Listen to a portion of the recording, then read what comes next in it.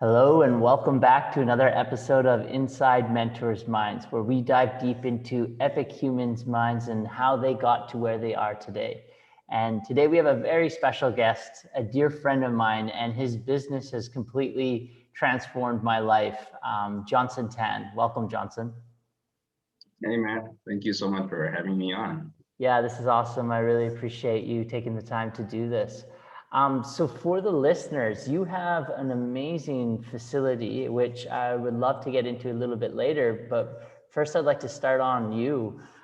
Will you just give the listeners a little foundation of how did you get to where you are today? What was the storyline? And I don't even think I know it fully from back before even you worked on the pipelines and that stuff. Yeah. So I am actually a mechanical engineer by degree.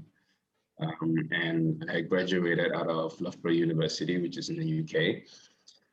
I have been passionate about sports and fitness since I was a kid. So I'm one of those kids that didn't do as well in school and was always out playing and just wanted to get my hands on any ball or racket sport. So for the most part, more of a jack of all trades where I would play almost any sport. Didn't particularly excel or pursue any one sport for very long. But the sport that I grew up with mostly was basketball. And then when I got to university, I was too short to play basketball. I'm 6 foot tall. Yeah, I was gonna say, So really? You're too short? yeah. So in Asia, because I'm from Malaysia, so at 6 foot tall, I would play center, which would be the tallest position. But when I got to university in the UK, the point guard was taller than me. And the point guard is the shortest position on the team. And so I just didn't know how to play positions because they would always put me in a shorter position that I wasn't familiar with. So I never really pursued that sport. And I ended up playing volleyball for my university. After I graduated, I came back home to Malaysia and I got into CrossFit during my first year of university. So that was in 2007, 2008. And yeah, so that kind of became my main sport after I graduated, and I did that for almost 10 years, competed for about 6.5, specifically in CrossFit and Olympic weightlifting. And so I graduated in 2010, and my first job was working in a local gym back home in Malaysia. And I did that for about 9 months before I took on an engineering job in the oil and gas industry. Because at that time, I figured I've graduated, I've got this degree that I spent 3 years, and I thought I had to give it a shot. I was never really very interested in engineering. Actually, I chose to go to Loughborough University because it's the #1 sports university in the UK. This is where the British Olympians actually train in. It's Oh, a okay. really well decked out facility. It's amazing what they have there. And so I went there for the sports facilities, not for the engineering department. But I mean, granted, at that time when I went in, the engineering department was the 11th in the UK, something. So they were still doing, it was still a pretty good university. So yeah, I started oil and gas. I started working in oil and gas industry in 2011. And 2.5 years into it, I started with a small local company, and we were working on a national project there, for a big national project. And 2.5 years later, I started my own oil and gas business, doing mainly construction and supply. And I did that up to 2017, where I left the industry and moved to Bali and pursued my personal interest and passion, which was coming back to the fitness industry. So I opened up a facility here in Bali called Nirvana Strength, which you are very familiar with, and I see you every day in. Man, I was just thinking this before we got on the phone. That's my second place I spend the most time other than my home. I spend so much time there, man. Yeah, But I happily. know people who spend, if you don't count sleep, I know people who spend more time in the gym than they do at the office. Yeah. Yeah. Yeah. A lot of people will always say like, man, if you had accommodations here or if you had beds here, like that's it. Like I'm Yeah. moving and I'm never leaving. Yeah. Yeah. So yeah, that takes me to Bali and opening up Nirvana Strength. I always knew that I was going to come back into the fitness industry. Yeah, my passion really lied in teaching and educating around health and wellness. And so going to oil and gas was really a means to generate financial independence to be able to do what I'm doing today. So overall, the plan kind of fell in place as I thought of it early on. Man, that's so cool. So that's something I don't know if you know this, but something we share in common is I took civil engineering. Oh, sweet. No, I Yes. think you mentioned that before. Yeah, we've had this kind of conversation before, Yeah, I I think think. so. Yeah. But same thing. I actually remember I got my schedule, my course. I can remember the first day of college, and I looked and I was like, "There's no PE, physical education. Where's the Yes. fun? There's no fun classes. It's all about like engineering and all this stuff." I'm like, I don't literally have one fun class. Like, what am I gonna do? So that's pretty cool. So you said you went to that university for mechanical engineering, but why didn't you go into like sports therapy, or why didn't you go into anything to do with sports and what you're passionate about? My heart hurts when you ask me this. Let me tell you the story of the time I was in university. So I always now I can laugh about it. I was definitely in the right place doing the wrong course. Hmm. Um, Unfortunately, I'm Chinese and I grew Okay. up with a Chinese family. And so growing up, you're either a doctor, lawyer, and engineer. Hmm. I didn't care to be a doctor or a lawyer. So when I was young, I was quite, what is the right word? Kinesthetic? I think it's kinesthetic, kinematic. I like working with my hands. Okay. So yeah, I think at the age of like 7 or 9, I had like took my mom's vacuum cleaner apart because it wasn't working, and she was like, "I'm gonna send this in for service." I took it apart and pieced it back together, and I cleaned it out, and it started working. At the age of 11, I built my first computer. I pieced together my first computer, and so I was always very like hands-on. I like fidgeting, like I couldn't sit still, and I just like playing around and messing with things and trying to understand how things work. And so my dad really suggested for me to go into mechanical engineering.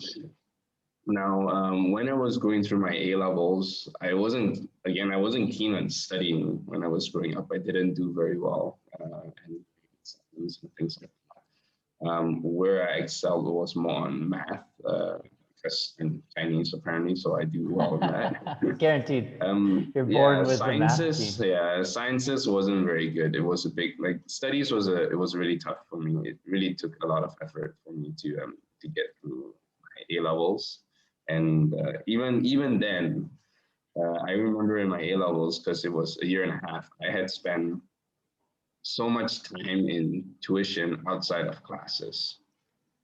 So like post class, I would still go home and have tuition because I need so much help to like stay on track. And I still ended up with like a B and 2 C's. Huh. So Wow. it was tough. It wasn't yeah, I just and for me, I kind of tends like information tends to take some time for me to absorb. So what I realized was what I studied this year, I found it so hard to uptake that and absorb that in. But when I move on to the next year and I start doing next year's work, I'm thinking, oh, this stuff is quite easy because we did it last year, but I didn't recognize that I've Mm. done it last year. And I always think like, why don't I just get it in the year before so I do well in my exams and not like do poorly and then come out to the next year and then find it easy. And it's always been that trend. So I think information tends to take some time to like make sense and yeah.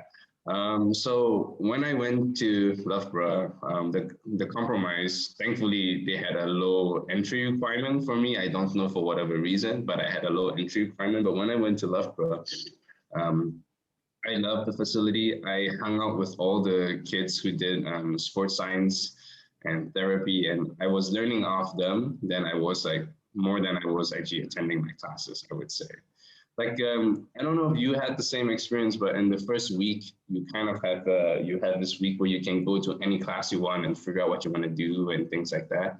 I did not attend a single engineering class, and I went to all the sports science classes. Wow. And then, so at the beginning of my degree, I was telling my parents like, I'm doing the wrong course, and I want to move to either sports science or to physiotherapy.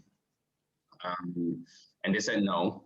They Yeah. said you're there with a purpose to do engineering, and it's like you won't make too much money. There's not a very good career line when you graduate, and blah blah. And then I was like, okay, I'll stick it out and just see, because at that time I was like, it's only been a week. I haven't actually been to a single engineering class, so I don't really know what it's about. And so yeah, I stuck it out for the first year. At the end of the first year, I told my parents the exact same thing. I'm doing the wrong course. I know I gotta go into sports. And they're like, no, you've really gone through 1 year. Just stick it out for 2 more years. You'll be done. And yeah, and so after the second year, I was like, I'm sure I'm on the wrong course. Like, I know, like, so every year I told them the exact same thing. Like, I'm sure I'm the wrong course. I'm in the right place, but I gotta like start shifting over to like something that I know I'm good at. And my parents, every year was like, you've been through 1 year, you've got 2 more years to go. You've been through 2 years, you got 1 more year to go. Just stick it out and be done. And you can do whatever you want after you graduated. And so by the time I got to the third year, I was like, I still told them the exact same thing. I'm doing the wrong course. In fact, after I finished my last exam, my family was in the UK, and we were gonna take a trip together. And after I finished the last exam, I told them I did the wrong course. Wow. Like I finished my degree, and I told them I did the wrong course. Like this is like I knew that I could make it as an engineer, but it's not something that I loved. And I think deep down, I really knew what I wanted to pursue and what I wanted to do. It's just that I wasn't paying for my degree, so I didn't. Yeah. I would say that I would have a say, but my Asian parents would say otherwise. And so again, like no regrets though, because at the end of the day, that degree helped me to pursue my oil and gas business and career, which helped build a lot of financial independence to help me do what I'm doing. I think the career line would have been very different if I just went down sports. I think the struggle may have been harder, I would say. Yeah, so no regrets. That's really interesting. I think that there's some good lessons learned in that story. Yeah. So then we go into, this is really fascinating, right? Because I find you really interesting in this way, because you're someone's like, I don't retain information that well. I don't do that well, but yet I see you working in your business, and it really, you would not guess that. This is not something you would guess about yourself. And then to go pursue, and I guess you did oil and gas for about like 6 or 7 years, right? How were you able to then start up your own business? And from my understanding, your business was pretty successful as well, right? Yeah, we did pretty well, I would say. So My business was, sorry, go ahead. I was just going to say, so like, how does one not have the studious ability, but then have the ability to start your own business? Yeah. So in school or growing up, I would say that I'm not book smart. And it's very clear by grades, by my exams, that I'm not very book smart. I don't retain information very well. But I am, I would say I would be street smart. It's a term that my dad used. I'm a bit savvy. Like I tend to be a bit more extroverted when it comes to being in a new environment. Like I'm one of the guys that would openly just go out and say hi, and like if I need to make friends, I'll make friends. Like if I need to figure something out, I will go and find a way to figure it out. And so I'm savvy in that sense. So when I started my company, to be honest, I've only had spent 2.5 years in the oil and gas industry working for a pretty, like let's say medium-sized oil and gas like company back home in Malaysia. Um, for me, I think that's kind of the way that I would like if I was to advise a fresh graduate college student, I would tell them the exact same thing. Like if you're gonna start in your career, start in a small business, one that kind of is either new or kind of needs to, you've got to scrap a little bit because you learn a lot about the industry. And I was in a good company because they really believe in like one person can do multiple jobs. If you end up in a corporate firm, you're one person doing that one specific job, and you may specialize, might be the word.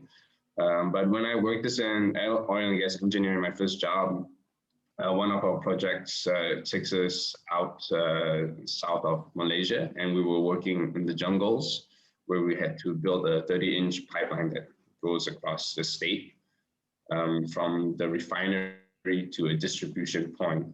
And so, like that job alone, I had to work not just as an engineer, but also as a supervisor. I've got to learn the different departments of the work, everything from engineering drawings, I had to understand, all the way down to being on site where I had to manage people as well.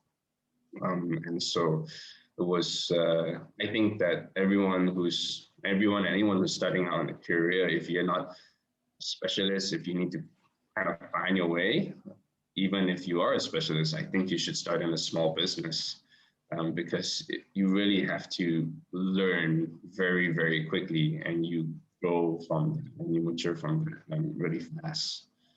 And so for me, that's what I would definitely have my kids do when I have kids.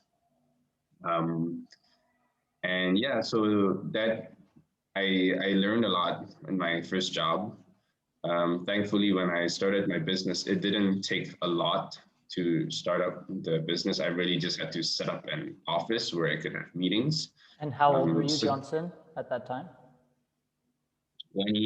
oh gosh, I remember it's 2013 is when we opened, right? So I would have been 24. And that was your first business? Well, I invested into the gym that I was working in. When I first started working in 2010, I was working in a local gym. I invested into that gym at 2011, 2012. So I had like a very small share and a silent role.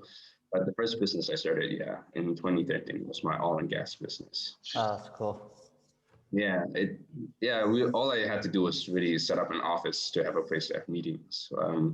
Oil and gas industry is a bit different from industries that we're used to at this present moment. A lot of it requires networking, and it's about people that you know to kind of understand the projects that are coming up, and so that you can best provide the right quotations to secure the job. So it's about the people that you know that can give you like a bit of like inside information of like, this is what the budget of the project is, this is what we're trying to do, and so on. So I secured my first project in 2013 actually with Linus Corporation, and Linus is a really big company from Australia that does rare earth refinements and quite a bit of stuff. And they have a plant in Malaysia, on the east coast of Malaysia. And so we did our first job out there, and it was good. I think we were in their refinery for 2.5 years, and we did well with them. So the first job that we got was really small. Was in Malaysian ringgit, it would have been a lot. In US dollars, I think it worked up to something like $25,000 to $30,000 for that first project. But because we did the project really well and we finished ahead of time, when I set up my oil and gas business, The only difference that I was doing was providing a better service than the typical Malaysian work culture would. Huh. So And so what I, how did you do that? What did you look for to make yourself yeah, differentiated? I think it's because I came with such a Western mentality and work ethic, being studying in the UK. So I'll give you an example. Like I'll explain to you what the Malaysian work culture is like. In the first my first job that I worked at, we worked for Petronas, which is it's a globally known brand for oil and gas. And when you go to work, your work is generally 9 to 5. When we work onshore construction, it's usually 8 till 6. But the thing is, when people get to work, they're usually late, always by like half an hour to an hour. And then when they arrive, they have to go for breakfast. So that takes them an hour off their work. And then they get back to the desk. And then somewhere at around 11, they have to have a cigarette break. And then they come back to the desk. And then next thing you know, it's 12 and they go off for their lunch break and they come back to the desk at 1. And then there's another cigarette or tea break that happens at 3 o'clock. And then another cigarette break that happens at around 4:30 before your 5 o'clock closure. And so by the time you get to 5 p.m., people are getting to the desk to start work. And because they want to stay in the office between 5 to 7 because the traffic is really heavy, and they get counted to work as overtime. And I really hated that because it takes so long for things to get done. And like when I worked, I ate lunch at my desk. I rarely left the office, and I just wanted to leave at 5 or 5:30 because I wanted to get to the gym. So I never wanted to stay late. And I know that when I worked on my first project with this company, towards the tail end of the project, you go through a phase called reinstatement, where you have to, after you've built the pipeline, you've got to make the place look good. So some places where you dig up the land, you've got to reinstate the grass that was there in the first place, you know? And so I remember this very clearly. We had to decide on which grass we wanted to plant on the side of the roads and in the jungles where we had dug up, because it needs to look natural after that. And when I had done the research and proposed the different types of grasses, I told them, this is option 1. It's cost effective, it grows fast, it takes this amount of time for it to, grow, dependent on conditions, like weather conditions and so on. And it's going to cost you this much. And then there's option 2, which is a different grass. And it was like, one is a cow grass, one is like a blade grass, one is a better, And it took close to 3 weeks for them to make a decision on which grass to use. I first had to submit the proposal, and then someone on the client side had to check the proposal. And then they sent it back and said, there was a spelling error here, there's a this and this here. And then I sent it back, and then they reconsidered it, and then they asked some questions. And we went back and forth like almost every day. And 3 weeks later, I was like, we still don't have a decision on the grass. Can you just decide what grass you want to use? Because for 3 weeks, I've been sitting here talking about grass and nothing has happened.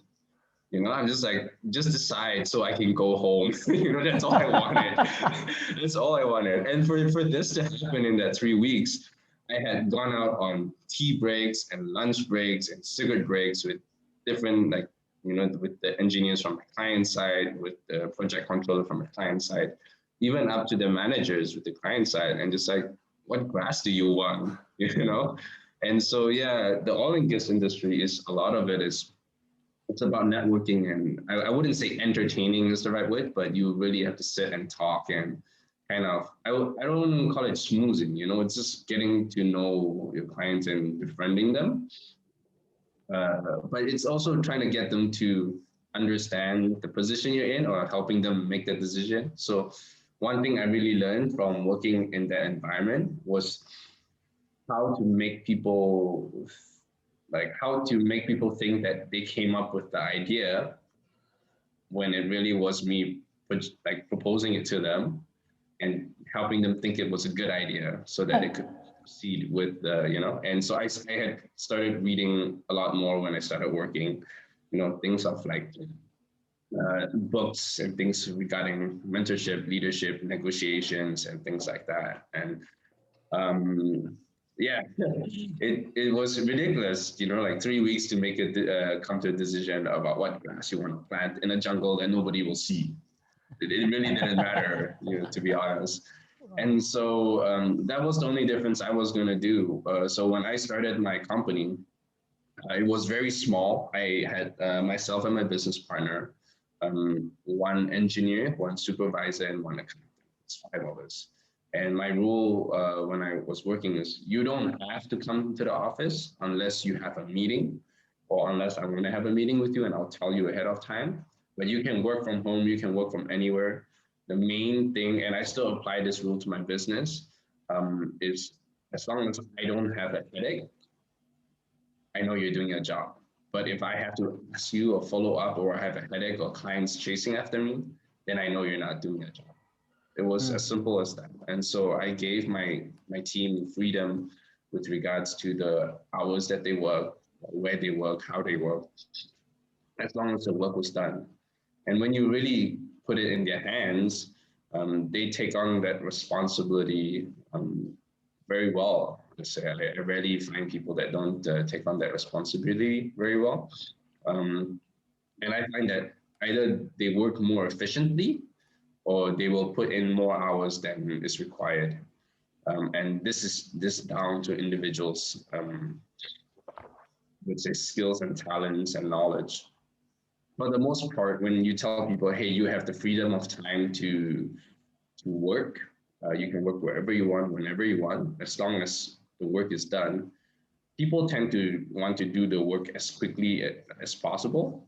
And they want to make sure that they do it well because one, they don't like to have the repeat back and forth of like, oh, you need to change this. Oh, okay, I'll do it. And then you get it back and say, oh, this needs to be changed. They don't like the back and forth.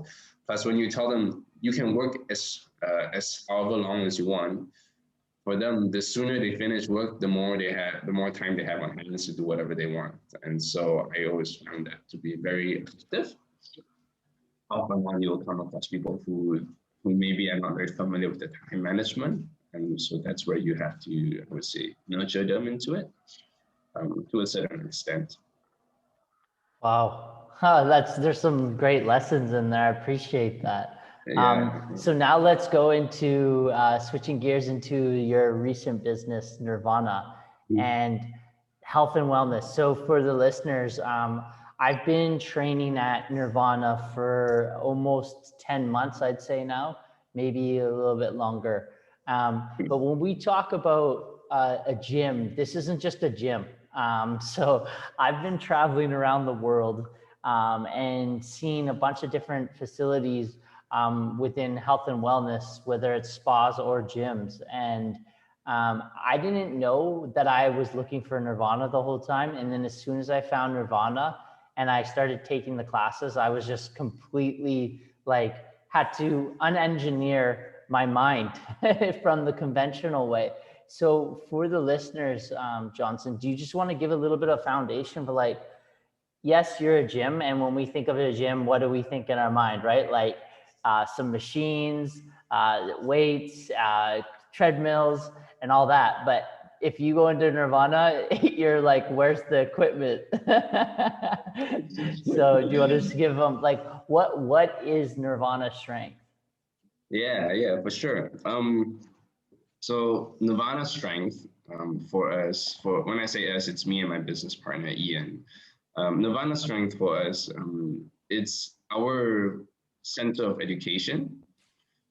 For me, I'm deeply passionate about bridging the gap between Eastern and Western worlds. And what I mean by that is not blending Eastern and Western education. What I mean by that is making education accessible to the Eastern world. Because out here in the Eastern world, being able to get good health wellness education, one, it's very expensive, and it's most of the time it's not available. So coming from Malaysia, from my experience, there were a lot of courses I wanted to take, a lot of things I wanted to learn. but I couldn't because it was not in Malaysia. And a good example of that, when I first started CrossFit, so CrossFit has started doing their level 1, level 2 certifications. This was way back in 2012 or 2013 when I did first started, I think 2012. And the closest place I could go to get the certification, I had to go to Australia. I ended up going to Perth because it's the closest part of Australia to Malaysia. Yeah. And the cost of the flight, the accommodation, even the livability, like cost of food and things, was just so much more. It's 3 times more, in compared to a Malaysian currency. And so it's very expensive just to travel across there, and then let alone sit for the course over the weekend and come back to Malaysia. And when I went to Perth, I think just for finances purposes, I really just went for like 4 days for a 3-day course. It's a 2-day course, but I try to keep it as short as possible. But that ate up quite a chunk of my salary just to do that. So yeah, my passion is really to bring Western education, and this is why we situated ourselves in Bali. It's because it's that kind of like the travel destination where both sides of the world loves to get to. And so, like, if I told you like, hey, Matt, you want to come over to learn a course that you've been wanting to do, and it's in Bali, people were like, yes, I want to do that course, and yes, I want to go and visit Bali. So this is why we chose to be in Bali. Coming back to what Nirvana Strength is, the methodology that we apply here, it's around rehabilitation, so injury prevention. We take a lot of inspiration from different facilities. We take inspiration from a lot of different sports. And gymnastics is one of the main sport. To us, a gymnast is probably the most well-rounded athlete that you'll find. I rarely will think that you would find a fat gymnast. They're usually very lean, very muscly, very flexible, very strong in their full range of motion. And when you have access to strength in your range of motion, you reduce your risk of injury tremendously. So a good example would be if you were walking in a mall and you stepped on the banana peel and you slip, like a comedy, like a slapstick comedy, you slip and you end up going to a splits. One is, do you have the range of motion to go into a split? And 2, do you have the strength in the range of motion where you won't tear or pull a muscle from that happening? So we take a lot of inspiration from gymnastics, and we built and also from physiotherapy, Pilates, and yoga, things like that as well. And our goal is to help the individual human gain the maximum amount of range of motion while developing strength in that range of motion. And so a lot of that will require body weight. A lot of it is mobility training, as you would call it. I think modern day mobility training, there are a lot of misconceptions. So when people say, oh, I want to, from what I understand, and I felt the same pitfall when we talk about mobility, we tend to think of self-massage or self-care where you're using a ball or a gun or a foam roller, and that's myofascial release, or you're doing some form of stretching or active stretching, which is not really mobility. You're not actually developing strength in those ranges. And so what we've done is we've taken a lot of rehabilitation exercises from physiotherapy, Pilates exercises, gymnastics exercises, and we kind of challenge the individual to push their flexibility while building strength at the same time. So the classes that we offer here ranges from doing hip or shoulder mobility, which is quite self-explanatory, but we do things like muscle ups, we do things like handstands or stall bar class where you work on your core or your side lever or the human flag, as people would know it. But from our standpoint, let's say when you're doing a handstand class, we're not just talking about working towards the skill or attaining that skill. from our perspective as a coach, we think about if you're in a handstand, you need to have a good body awareness. Is the first thing, right? Because now you've been flipped upside down. You know, where your hips is positioned, where your legs is positioned will matter, and how well you balance on your hands. But for you to even get into a handstand, you have to have good shoulder mobility. Because if your shoulder is like stuck here, you're not going to do a really good handstand. You're going to arch your back and you find ways to compensate. So we think about working on getting good shoulder mobility and good range of motion for you to have a good handstand. And so that's where the inspiration from gymnastics come along. We first looked at handstand on its own, and then we started breaking down what would get you to get handstand. And just looking at the handstand, we broke down the handstand into 47 different progressions to make sure that you develop that mobility to get towards that handstand. And so what we've done is take inspiration from different skills, break it down further, and then think about the mobility aspect of it, you know, the range of motion and the strength aspect of what is needed. And so what you're actually doing in the class is you're training yourself, you're developing strength in your end range of motion. And a lot of the times that's going to help you train and strengthen your ligament and tendons, your connective tissue as well. And not just like the main muscle. So a lot of times people think I'm doing bicep curls and you're getting big biceps. We do bicep curls too, but I'm thinking of the ligaments in your biceps, and that's why we do them, not about getting a huge bicep. Building big biceps, they'll come from like one-arm chin-ups instead. Wow. It's, yeah, it's completely different to any other gym I've been to from these aspects.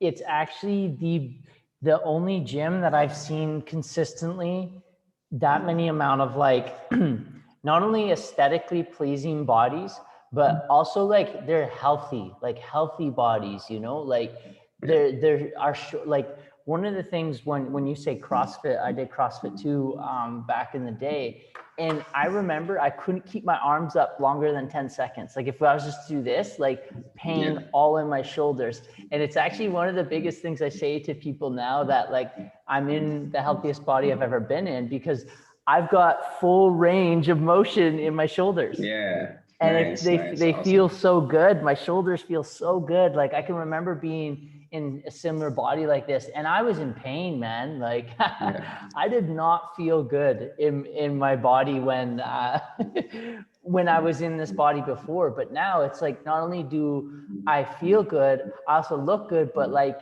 for me, I really want to focus on how I feel.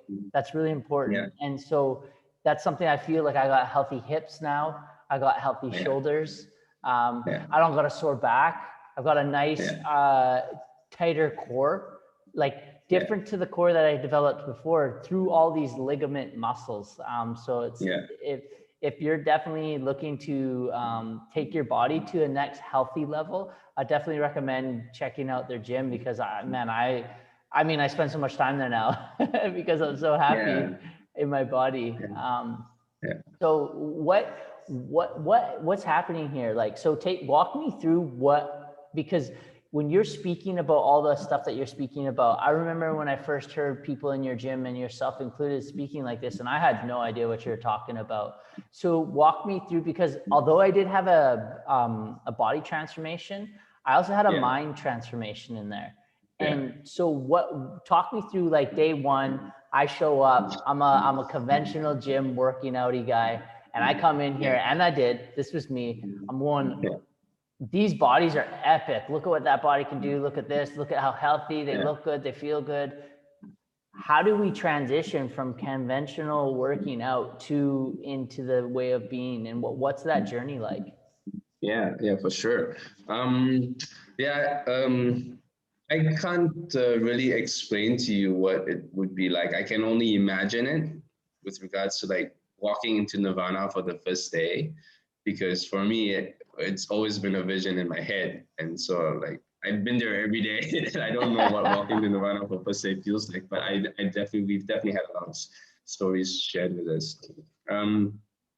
Like you mentioned, and you'll know from the first day walking into Nirvana, it's not uncommon to see someone in a handstand, freestanding handstand. Almost someone will always be either on their hands for the most part. It's not uncommon to see someone doing a front lever, and that's someone who's hanging off a pull-up bar, but they're horizontal. They're not hanging vertically, but they're actually in a horizontal position. It's not uncommon to see someone doing a full planche or straddle planche, where it's kind of like a push-up, but you're only your hands on the ground, your feet's not touching, you know. So there are amazing feats. There are a lot of amazing people at Nirvana for sure. For us, we put a lot of emphasis in developing a community that is very open and shares the same mindset as we do. And we really push for a growth mindset at the gym. And so it's not uncommon to be able to, to have someone come in and like share with you, like someone who's maybe they see you struggling with something, they'll come and share their experience and their expertise with you. And this includes people who are high level coaches or high level athletes as well. So a lot like from our database, we and the people that we know at the gym, we actually have a lot of coaches who work out at our gym because they're also gaining knowledge and educating themselves while they're there. So they're not there just to work out, but they're there to really learn and be immersed with the community. And this is kind of what makes the biggest difference. And this is how we're going to continue to grow because everyone's going to bring their own opinion or perspective about something.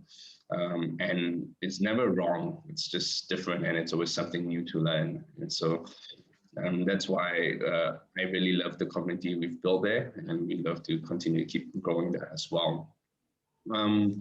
But the journey that you're talking about from being a conventional athlete or a bodybuilder or like the term I use is gen pop, so general population fitness enthusiast. Yeah, when you first step in outdoors and you look into gym, like you mentioned, there's no big machines or equipment. So many times people ask, where are the machines? Where's the treadmill? Where's the this? Where's the that? And like we don't have them.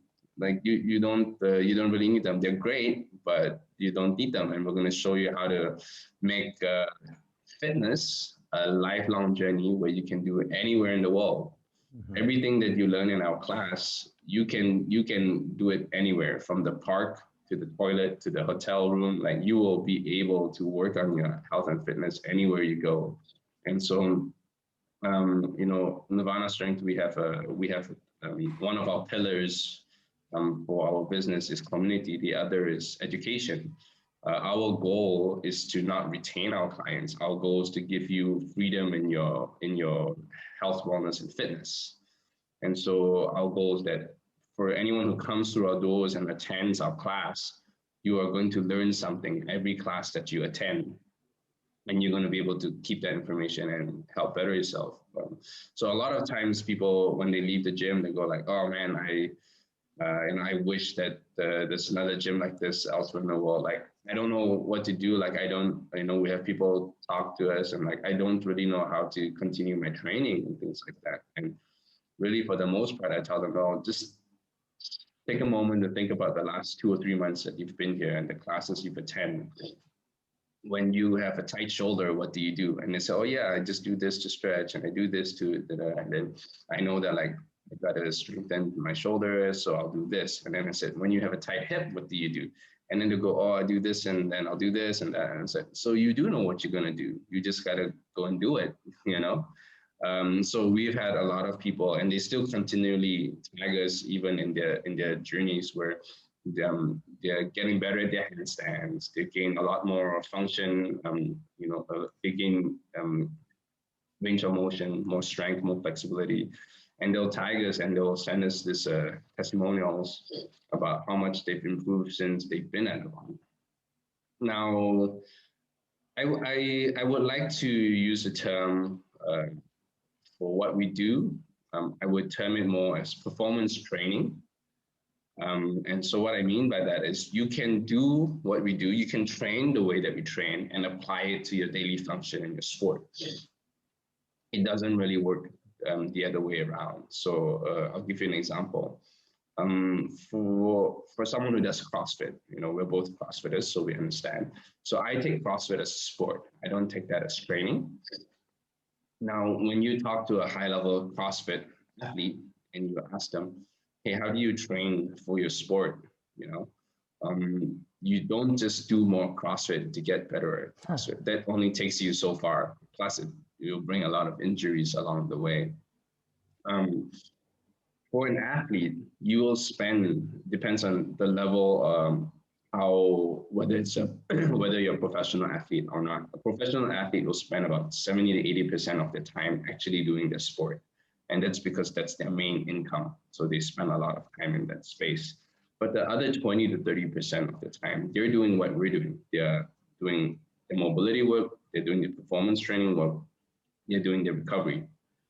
Now you take the general population, you flip that around, and you should be spending 70, 80% of your time working on your performance training, and then your 20, 30% of your time is in your sport because that's leisure. It's something that you just love doing, you enjoy, and you wouldn't go hard on.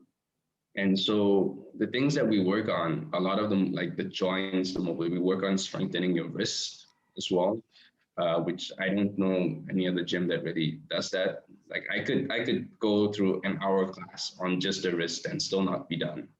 And you would leave the class with very sore forearms and wrists, and probably a bigger forearm pump than you would if you went rock climbing. Wow. Yeah, and so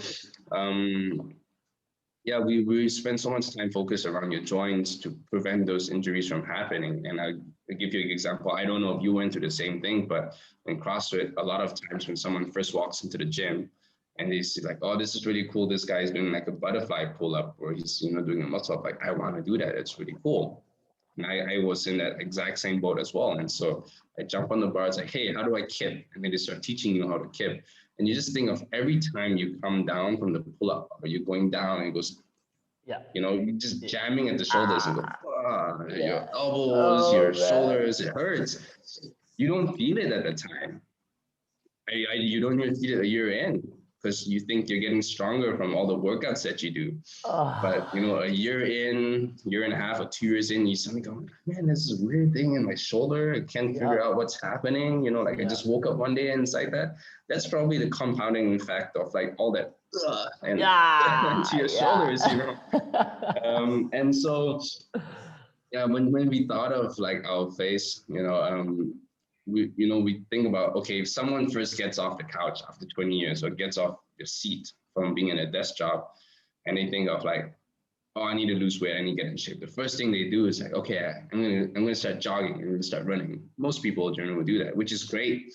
To start walking, to start getting the cardio, which is great. It's a great place to start. But think of like the years that you've not used the tendons or ligaments to that extent, where you're doing high impact from like foot. First, you have to have good technique. So for the most part, if you're already wearing shoes, I know that someone who's new to like running or jogging, a lot of the times it's heel striking, and all that impact goes right up your ankles to your knees and to your hip. And again, that you may not feel it at first. You may not feel it in the first year or the second year. Maybe 3 years or 4 years down the line, you're going, my knee hurts, or like my hips kind of off, or like you're having this, oh, my left shoulder hurts, but it's coming from the hip, And sometimes people don't really see that. But so we thought about this general population, and we think about how when they start going out and start doing fitness for the first time, let's say, okay. It's like, how prepared are their joints to take all this loading and the impact? Someone who first starts CrossFit, how prepared are they to take all this loading and impact? Someone just progressing in their CrossFit journey. So if you're going from, let's say, a kipping pull-up to a butterfly pull-up, is the joints and ligaments and tendons, are they really ready for that work that's coming? And so we spend so much time on just doing like work around the joints to really strengthen your tendons and ligaments. Because when you have bigger tendons and ligaments, I guarantee you have bigger muscles. Like if you work on your tendons and ligaments, you're guaranteed a bigger bicep. That, like your bicep has to keep up with your tendons and ligaments growth. It's kind of weird to see, like, imagine that's your muscle, right? This is your bicep, nice big juicy piece. If your tendon and ligaments grows bigger and your bicep stays tiny, it doesn't even correlate or make sense, like your bicep will grow along with that. And so the aesthetic part of the human body is a byproduct of the work that we do. And so a lot of time people are chasing the aesthetics. We are chasing your function, and the aesthetics will come along. And so your experience of like walking to Nirvana, and like you said, there are a lot of very good looking people there. That's just a byproduct of them working on their function. I mean, you've been around the gym and you talk to people. Rarely do you find someone where you ask them like, hey, why are you training? Why are you doing what you're doing? And they're saying, man, I just want to get my six pack. Yeah. Like, try to find someone in Nirvana that's going to tell you that. I haven't found one person. Yeah. People will tell you like, I'm just trying to get my handstand. I'm just trying to get my front lever. I'm just exploring movement, like, oh yeah, my shoulder is bum. I'm just working on my shoulder mobility. I just wanted to get better hips because I play a lot of basketball, and like my knees starting to hurt, my shoulders starting to hurt. Like I just want to get better at the sport or the function. And rarely will you find someone in a gym that goes, oh yeah, I'm just here for my six pack. I'm doing a bodybuilding show, which is not wrong. Like we've had people who come in and like train specifically bodybuilding. But at the same time, we help them gain flexibility and mobility at the same time, because I'm going to give you like two extremes. Think of like your bodybuilder, someone who's like super jacked, and you tell like they're super strong, which is great. And we tell them, hey, can you take your shirt off? And they're like, yeah. Yeah, reach my shirt. Yeah. And then you go to the other end of it, and you have a yogi who's super flexible. Like they can go into the splits, they can do pretzel and whatsoever, and they go down to splits, and then we tell them, oh, can you get out of your splits but not using your hands, just coming out of the feet? And they're like, I can't. Can you control your splits? I can't. I just can get into my split. It's like, great, you're flexible, but you're not strong. And so a lot of yogis actually come through our doors and they'll tell us like, yeah, I got hurt from doing yoga. I'm like, I don't understand how you get hurt from doing yoga. It's supposed to make you more flexible. And if you're more flexible, by right, you've already reduced your risk of injury. But the problem is that they're not strong. And so their muscles get pulled, or their muscles get teared because they don't know how to activate in your different ranges of motions. Like, so for us, it's like, how are people getting hurt from, like, I can understand the bodybuilder who's getting like a muscle tear from like pumping too much iron because they just don't have good range of motion. But we're trying to get this bodybuilder to like go here and just like pull off the shirt, someone who's able to bend down and like put on pants and not have to sit down and put on pants. And these are like two extreme ranges, and we're talking about like professional athletes in that sense. But when we talk about general population, the most common things we'll see are like shoulder issues, hip issues, knee issues, back issues. And our goal with that is like everyone who comes through our door, even if you're a professional athlete or not, we think about the longevity aspect. Every client or every member or athlete that comes through our door, my first thought is, where will you be when you're 100 years old? And what would you be doing when you're 100? Like when I get to 100, I still want to be able to walk, to jump, to squat, to pick up my great grandkids. And like for me, happiness and health and wellness is walking through a forest when I'm like 100 years old with my great grandkids and like just die on the spot. Like, like die happy. Yeah. And so that for me is like health and, healthy. I don't want to spend the last 5 years or 10 years in my bed, in a bed and not going anywhere and just being in a room. And so for me, that's healthy and that's wellness. Wow. I love that, man. I knew that was part of your guys' philosophy, but I didn't know it was like that deep in it. So that's really cool. And for the listeners, Jonson has actually trained my big toe. Yeah. I didn't know this, but I remember we were in a joint mobility class in the morning, and you're like, okay, so we're going to train your big toe. I was like, we're going to train my big toe? Like, what do we do? But then you started breaking it down. Well, actually, a weak toe, correct me if I'm wrong, but a weak toe is what causes knee pain, which these are Yeah. the type of mind bunks that you get in Nirvana. So I just want to echo what you're saying from a client standpoint. Like, you're going to university. You're not just going to the gym. You're not just like kind of becoming like almost like unconsciously working out, where you don't think about your body. You're not aware of your body. You're just doing ranges nonchalantly.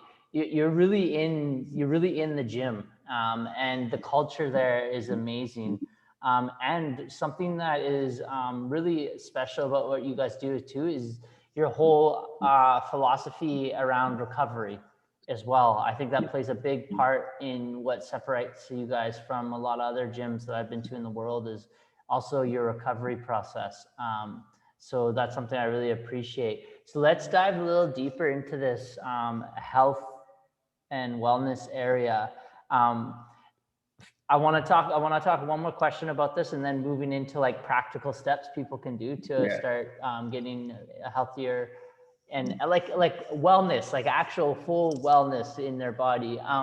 You mentioned talking about stem cells and Yeah. stem cell research. So actually, just recently, my auntie went down to Colombia and got stem cells in her back, and Right. completely fixed it. And she's been jarred, and she actually left work and retired early because of this. And Right. this year in January, got stem cells in her back, completely healed. Yeah. What's your research around stem cells, and what excites you about it? Man, stem cells. I think you can't deny that it works. It depends on the stem cells you get. When I did my treatment, now I have not spent a tremendous amount of time researching it. I did spend time speaking to doctors about it, but I can't tell you the exact science. But I try to give you the basics of it. Essentially, we all produce stem cells. Stem cells is what helps the body heal and grow. So when we think of the baby, like a newborn baby, in their first year, they grow from this tiny little thing to this, big thing. A lot of that is because of the stem cells. The stem cells is what's helping the body build. So you imagine that not only are they building muscles, organs, they're building bones, everything. So when I did my stem cell, it was for my left knee, and I was tendonitis on the verge of tendinosis, give or take. It was just troubling me a lot for me to even like walk downstairs or walk upstairs. I had a lot of discomfort. Even waking up in the morning, I had a big bunch of discomfort. So it was starting to affect my daily function, me being able to move about. So when I did my stem cell work, my stem cell therapy, what I did was, because of my age, I was still pretty young. I was still in my mid 20s. I harvested my own stem cells, and that was part of the procedure. I could have the option to harvest my own stem cells, or I could have used an external source of stem cells. And so I harvested my own. I harvested more than I needed so that I could use it down the line, and that's one of the beautiful thing of it. And I would advise those who can afford to do it while you're still young. Harvest your stem cells and save it for down the line in the years to come, because they'll freeze it, and then even when you get to 60, you still have your stem cells of like your 20-year-old self, and you'll be able to use that. A lot of professional athletes are doing this when it comes to more acute injuries nowadays. I'm not sure what's taking so long for them to kind of legalize it, but I think it's more of the ethical part of stem cells that people are not so happy with, because if you're not using your own, for the most part, You would be using the stem cells from umbilical cords, from other animals, young animals, and things like that. And there's some controversy of people saying that babies are being killed for their stem cells. I haven't found much evidence, but I'm sure that someone would have found that somewhere. Uh, don't look in China. Yeah, no kidding. Yeah. So yeah, I guess it's the ethical part of stem cells, but for the most part, it works brilliantly. And how it works is that when you do the procedure, they have to damage that area first, so that the body recognizes that this is an area that needs to be worked on, so that the stem cells recognize that it's an area that they have to build on. And so I did a keyhole surgery in my knee, and what they did was they drilled little parts into my tiny little bits into my kneecap to recognize that, hey, this area is damaged, and then they injected the stem cells, and the stem cells go, oh yeah, this needs to be fixed, and so it builds onto that. And I can tell you that I did my procedure in 2015 or 2016. Um, and my knee has never been better. Like even till this day, I don't have any pain whatsoever. You know, and I feel like my left knee feels 10 years younger than my right knee. Wow. Like I literally walk around and I move, and I feel like my left knee feels amazing. My right knee feels great. It feels a little squeaky, but it feels great. But yeah, my left knee feels amazing, and you know, like I think that if you can afford it and you can find someone who's good, do it. If you have something that that's been bugging you for a long time, especially if it's a joint thing. Like I'm fortunate because in Malaysia, the hospital that I went to, which is the Kuala Lumpur Sports Medical Center, the doctor that leads the stem cells, he's one of the pioneers, and like he's one of like the key researchers in like he's at the forefront of stem cell research and application globally, and so it was great to have that conversation with him to understand how it works. And yeah, I mean, it was also a risk on my part because not many people were doing it.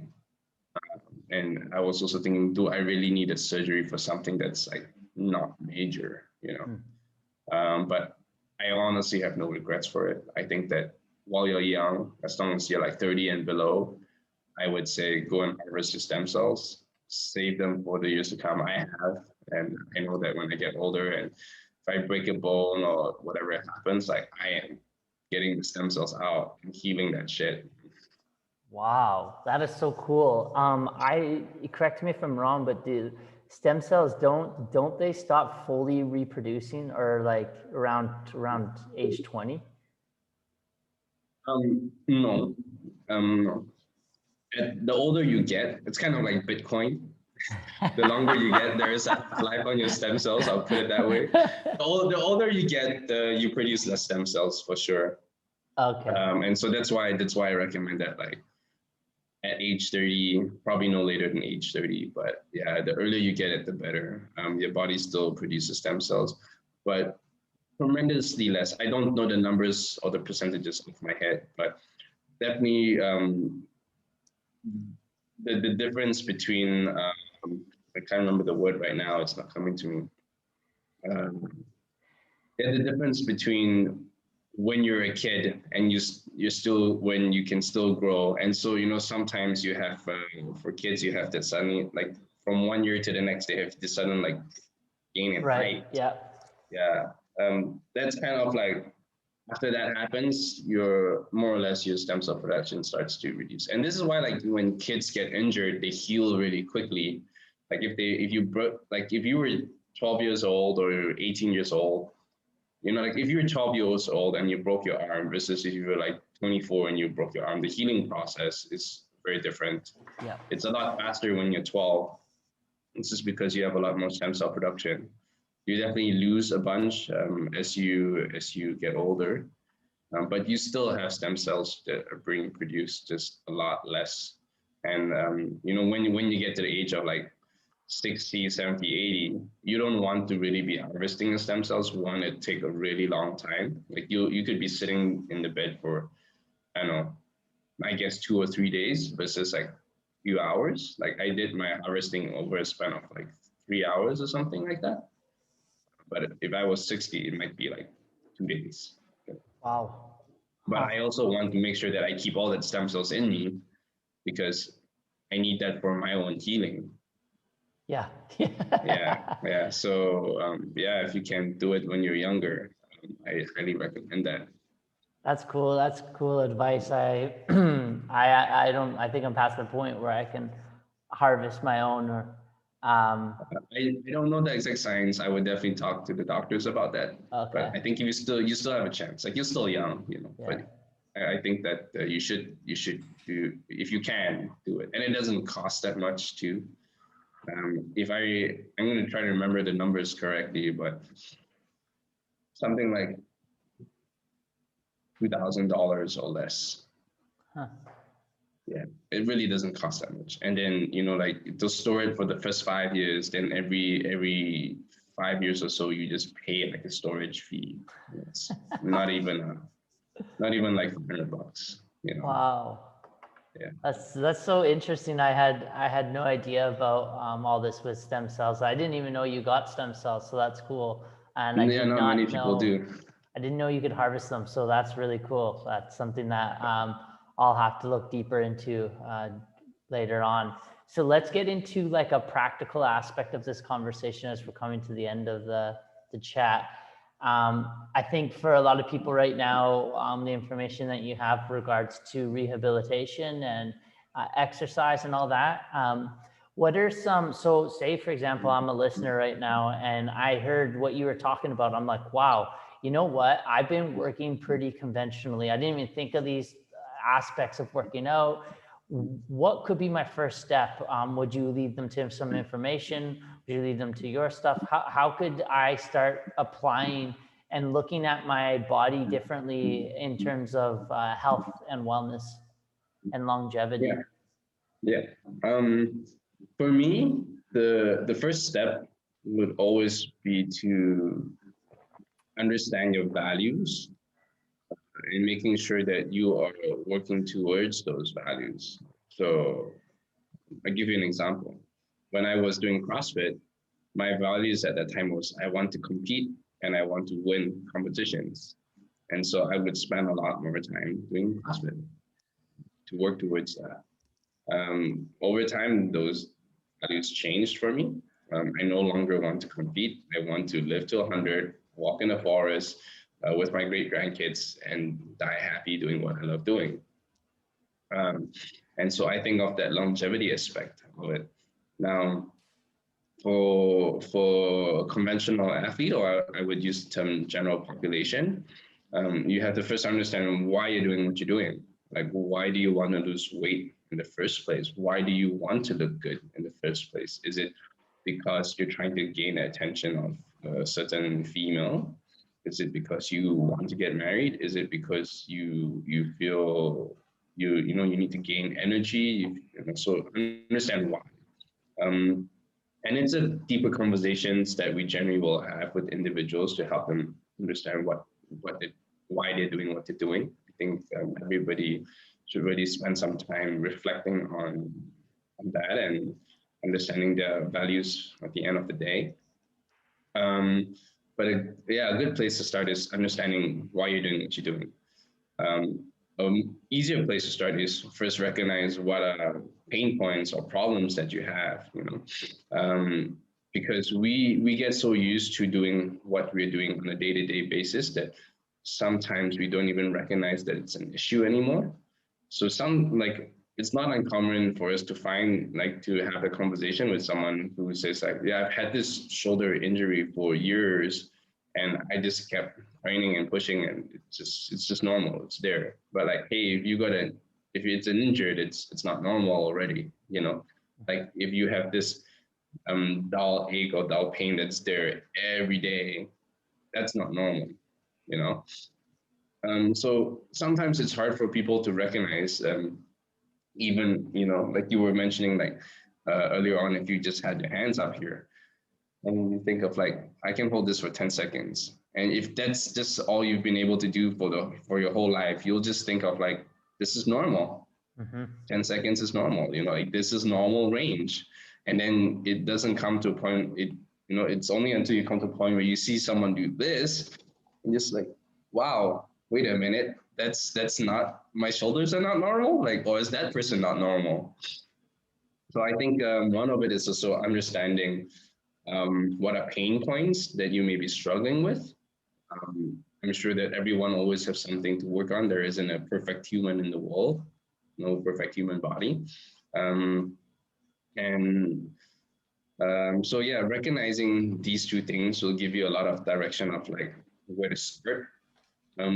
For those who are not able to access Bali at the moment, we have a online membership platform where you can gain, where you have access to the classes that we teach, focused around shoulder mobility, hip mobility, handstands, and things like that. So those are great starting points as well. And we've had people had good results from the classes online as well. So you can find that at online.nirvanastrength.com. Yeah, but for the most part, I think at some point or another, where we are positioned, we have a few different types of avatars that kind of walk through our doors or discover us. One, it's people who are already struggling with something and they need help with it. So if you've already got like shoulder pain or hip pain or back pain, we tend to find clients come to our doors telling us like, hey, I've got this issue. The other is where someone who's spent quite a bit of time in the fitness industry or someone who's been exercising for quite a while, and they come through our doors realizing like, hey, this is exactly what my body needs. Like I've kind of been beating it up over the last 10 years and it just needs this like self-care, like it needs this work. So yeah, I mean, we've had people like we've had yoga instructors who's been practicing and teaching for 20 over years come through our doors and tell us, wow, I've never stretched that way before. And like I get mind blown by that because like I don't understand. Like I think you do a whole lot more stretching than I would ever do over your last 20 years especially. But being told that you've never stretched that way before is pretty interesting. So I think there's always a lot to learn.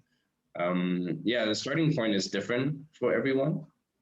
It really is recognizing what you want to achieve at the end of the day, and also recognizing that if you are pursuing a certain sport, your increased risk, you have an increased risk of injury. And if if you are pursuing a sport professionally, you also have a higher chance of dying early. Not in a bad way, but like because you're beating up your body so much, like you need to have time to give it that care. And this is why you see athletes, they will play the sport in their prime, somewhere in their like 20s to 30s, maximum 40s, but they'll never go beyond that. Like there's always some outliers here and there, but after that, like they have to retire because it's just so much wear and tear on the body, huge amount of wear and tear. And I give you a good example. I always come back to CrossFit because I spend so much time in it. But you can see a lot of athletes, like high-level competitive athletes, their body starts to degenerate. I don't know if the right word is generate, but their body starts to regress. And you'll see all the signs of like how much toll the sport has taken into the body. I'll give you some examples. Ara Webb, she's one of the top female athletes. She's somewhere in her late 20s or early 30s, I can't remember now. And she has to wear braces. Now I don't know if she's having an issue with the teeth or something, but it's a sign that the body's degenerating somewhere, and it's a telltale sign that when you have to wear braces at a later age. Now I don't know if she had an issue way before that she's never dealt with, and that's why she's wearing it, but she had to. Rich Froning that everyone knows as well. he had to wear braces after he's competed, after he retired from his individual competition. And that's like, you can see he's also balding. So these are signs of degeneration. And it's just wear and tear on the body. Like it's put in so much work that the body just needs time to heal. So I think nowadays when you talk to these athletes who are retired, you ask them about, hey, what's training look like for you in your now that you're retired? It's very different. It's a lot more to what we do. They're not so high intensive. They spend a lot more time on mobility. They spend a lot more time outdoors, a lot more time being active, versus going after workout, chasing the weights, chasing the times, So really it is coming down to recognizing what is important to you and what health and wellness means for you. And then taking the steps needed to get there. Having good, smart coaches is super, super important. I always believe that any gym can be great. You really need to have a good, smart coach. Like any program can be great, but you have to have a good, smart coach that is thinking about you and not about how can I create a program that's gonna, beat the shit out of you. Mm-hmm. Yeah, and so I'm a big proponent for individual programming, individual design programming. What that means is I really believe on one-to-one coaching, because that way everything that is programmed for you is just for you and your needs. Now, going to class is great. A lot of people really like attending classes, which I think is great, and you get a lot out of it, especially at Nirvana Strength. Like whatever that you end up doing in our classes will benefit you regardless, because we're always making you work at your furthest range of motion as much as possible. And so you will always be challenged by that. But if you're going to regular group fitness classes, like for example, Zumba, body combat, and things like, yeah, you're getting a good sweat, but the things that you're doing in there may not necessarily be benefiting you. If you're doing bicep curls and you've already got good biceps and you're already strong in that range, there's not really much point apart from gaining more strength in that exercise. But you could rather use that time to work on like pull-ups where you're weak and you need to, like you're getting shoulder pains from just having weaker back muscles. Mm-hmm. So a lot of it is coming down to knowing what your value is at the end of the day, and having a good coach that will be able to guide you and direct you towards your goals. Amazing, man. So for the listeners, I've been training ops, like I said, for about 10 months, and I am actually, I think at least for myself, I needed to learn all this type of movements. But my favorite day actually that I'm at the gym, I do it pretty consistently. I go in on Saturdays, and I think I started doing this back in March. So I've been doing this about 3 months, 2 months now, is I can go in there and intuitively work my body now. So I go in there, I grab all the little bits, like the bands, the bars, the PVC pipes, the weight, because I basically collate all the classes, and I do, like, I call it my cat workout. And I just get into all the little places that throughout the week, they just kind of build up, and I release them. And it's like, I get the best feeling in my body, and I love that day. It's like my favorite day to be in Nirvana.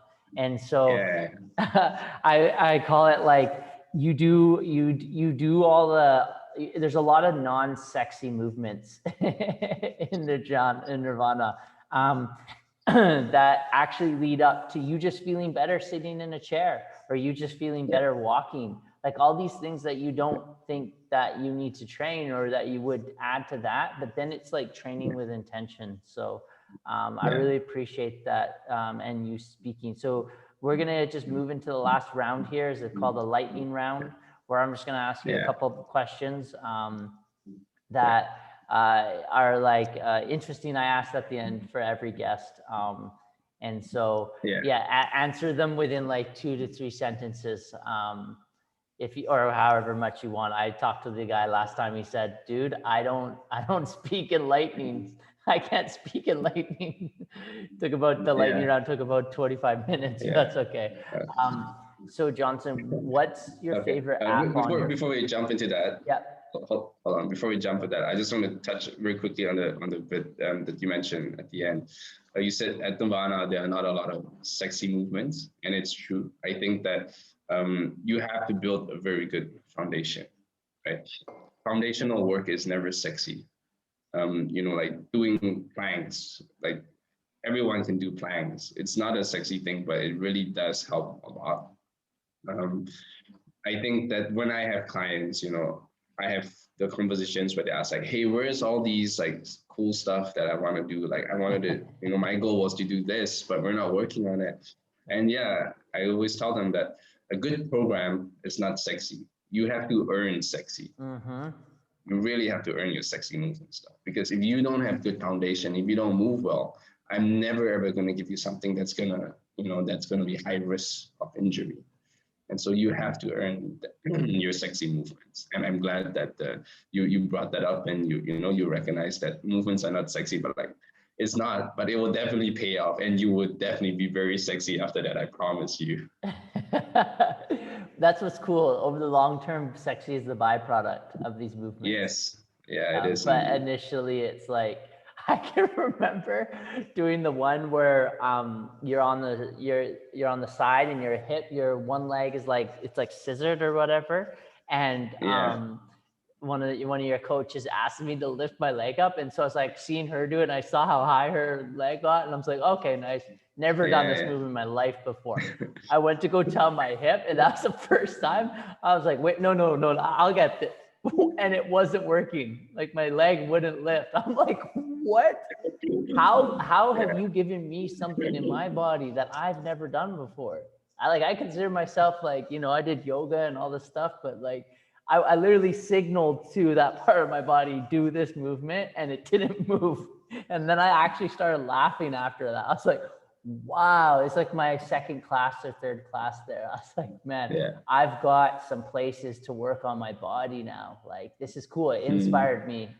It was an inspiring moment for me to be like, dang, like I got some work ahead of me. And it's a lot of non-sexy work. But later down the line, when we talk about this longevity, it really helps. So thank you. So let's move into the lightning. Can you lift your leg now? Yeah, I do it every time before I warm up. It's my warm up now. Nice. Yeah, it's the movement that I work on the muscle to help me with my squats. So it's awesome. I love it. And the on the bar too, the hanging shoulder stuff to warm up. So all these like little movements that I do to warm up before going into my movements. So I appreciate them. Nice, awesome. So let's start this lightning round. What's your favorite app? What's your favorite app on your phone? Ooh, favorite app on my phone apart from YouTube. Actually, recently I got into this app. It's called Seconds, and I got into it because I did Dylan Werner's breath workshop a couple of weeks ago. And so what Seconds does is, I'll pull it up real quick so I can show you.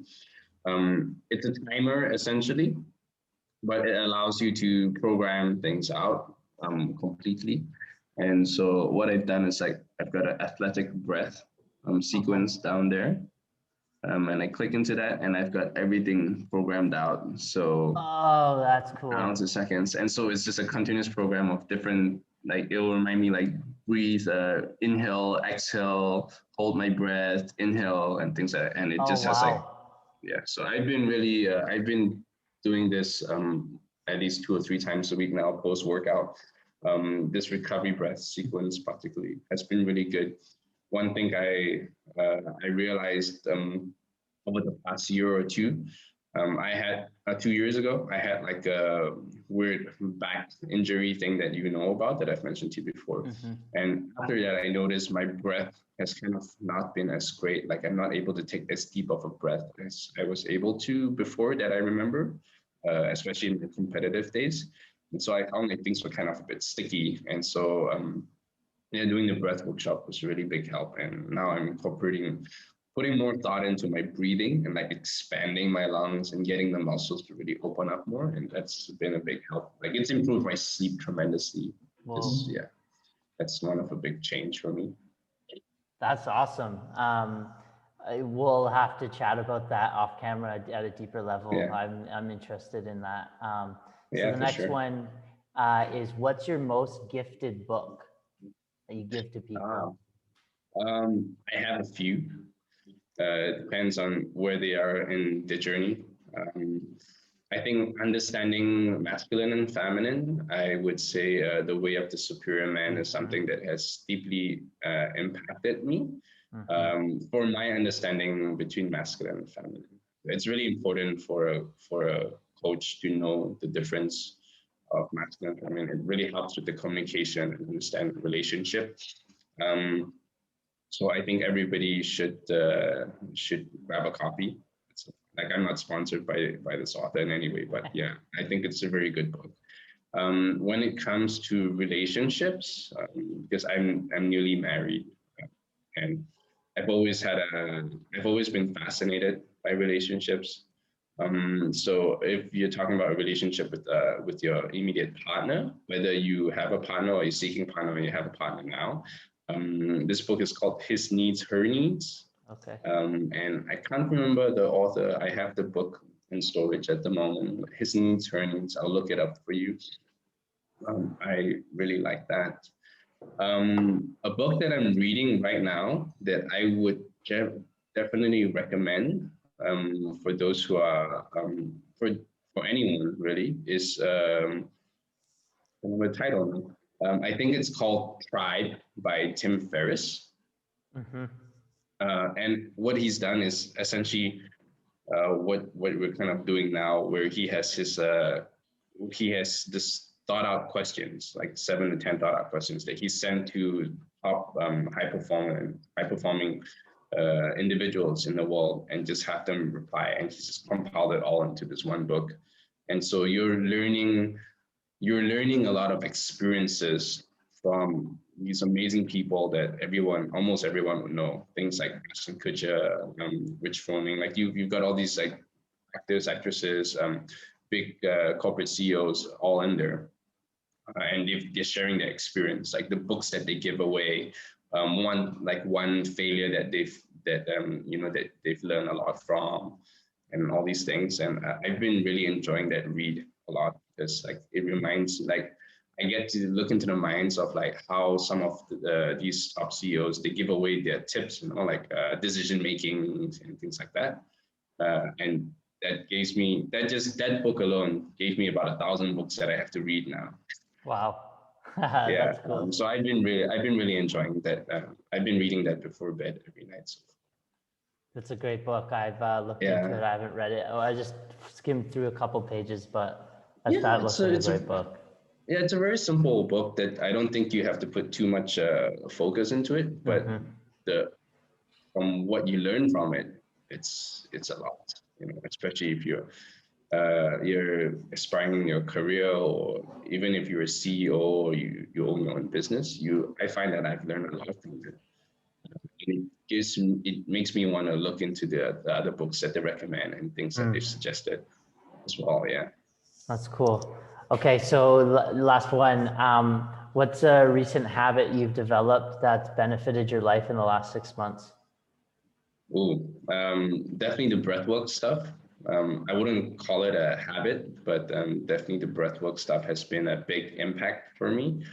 I've always been a learner. I always like learning something new, and I've always believed that reading has a huge impact for me. But my problem is I'm a slow reader. And so I actually picked up a speed reading course, which has helped me a lot as well. And so I think that if you're someone who's looking to learn a lot more, reading is definitely a big part of that.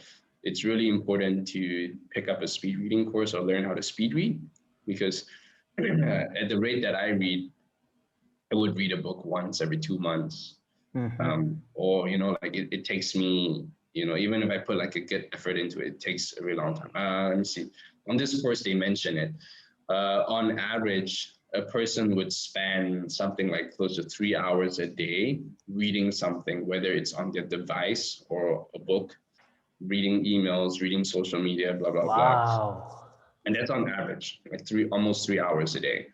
But when you work on speed reading, you could save an hour a day. And if you're saving an hour a day, I don't know if it's an hour a day, an hour a week. I think I messed it up. Hour a day, hour a week. But at the end of it, like in a year, you would save 9 weeks of time. Wow.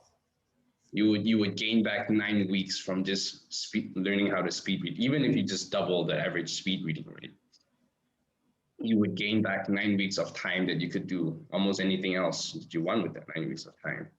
And so that for me was like, mind blowing. I was like, it's true. I am a slow reader because I really need to take time to understand what I'm reading. But if I just speed up my reading speed, I would gain back so much more time to do a lot more with that. So I picked up a speed reading course, and I'm really enjoying that. I'm still in the course at the moment. I have like a week left to go. Um, and I think that that is something that I would also share as like my advice down the line, for someone, or for college graduates or whatever. Like speed reading is important. It's a skill. I wouldn't call it a skill anymore. Like the way that I explain it, it's more like it's training the muscle, and it's just a part of the muscle that I haven't trained, and so it's been challenging me a lot. I think it's really important to get into that as well. Oh, this is great, man, because I remember talking to you when you first purchased the course. So it's Yeah. cool to hear your feedback. It's something that I've tapped a little bit into, but I've never stuck with it. So maybe this is something I got to look into as well. I'm gonna look back at the stats. I honestly can't remember, but I remember specifically at the end of it that the point of it was that he mentioned that in a year you would gain back 9 weeks of time by just doubling Wow. your speed reading, like doubling your reading speed. And it's Wow. not difficult to double it, unless you're already a very fast reader. Mm-hmm. But man, 9 weeks of time, I would use that to vacation, travel and explore and adventure, do more reading. Yeah, Wow. that's a lot of time that you lose in a year from just reading emails and social media that actually doesn't provide a for you to. Wow. Well, Jonson, I really appreciate you taking the time today. Just before we leave, do you want, I know that you mentioned your online membership program, but is Yeah. there a way that people can connect with you, connect with what you guys are doing in Nirvana? What's the best way to connect? Yeah, I think Instagram is the best way. We're most active that way. I am doing my best to be better with my social media game. And my wife has been helping a lot with that as well. But if it's like messages on social media, or like on my Instagram, I generally will reply. So you can find me at Jonson Tan on Instagram, and that's JONSONTAN. Or you can find us at Nirvana Strength on Instagram. That's awesome, man. Well, Jonson, this has been a pleasure. I learned stuff about you that I didn't learn or that I've never known about you today, and that's why I wanted to do this. So I appreciate you taking the time, sharing your wisdom, and for the listeners, I definitely recommend going in, checking out their stuff. Like what you guys are doing at Nirvana is really progressive. I think you guys are you got a very unique approach, and I'm really excited to see the future of Nirvana, where and what you guys are creating and bringing into the market. I genuinely believe from a customer standpoint or a client standpoint, you guys are gonna completely change the industry, and you're at the forefront of that. So it's exciting to be in the ethos and in the community of it and the heartbeat. I'm in the heartbeat of it right now. So Yeah. it's an exciting Yeah, time for dude, you guys. thanks for being a part of the community and playing such a big role with us as well. Yeah, we hope to be in a country near you. Yes, that would be cool. Give me a reason to go to another epic, and of course, you guys are gonna pick another epic place. So it'd be the deal breaker for me to go live in another place. It's like, well, what about the facility? Because it plays so much into my life Yeah. I mean, like I said, it's legit the only other place I'm there Yeah. as long as my home. So Yeah. there's a big part. All right, guys. Thanks again. Thank you, Jonson, for coming in. And we'll see you guys on the next episode.